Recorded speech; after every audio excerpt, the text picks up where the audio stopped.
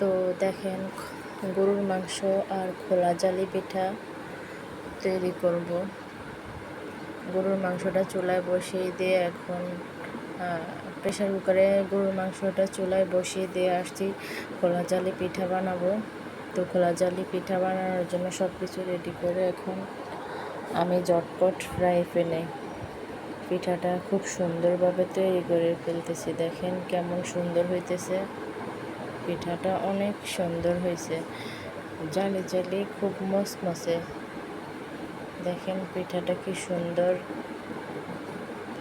অনেক সুন্দর হয়েছে পিঠাটা। আমি বানাইতে বানাইতে ওইখানে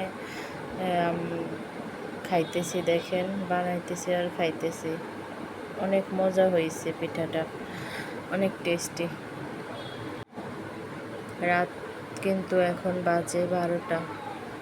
হঠাৎ খেতে মন চাইছে। পিঠাটা আমারও খুব পছন্দের একটা পিঠা, অনেক পছন্দ করি। গরম গরম খেতে অনেক মজা।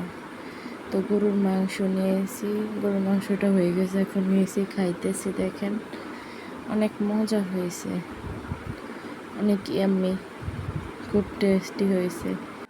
তো আজকের ভিডিওটা এ পর্যন্ত। আল্লাহ হাফেজ। আমার চ্যানেলটাকে সাবস্ক্রাইব করবেন।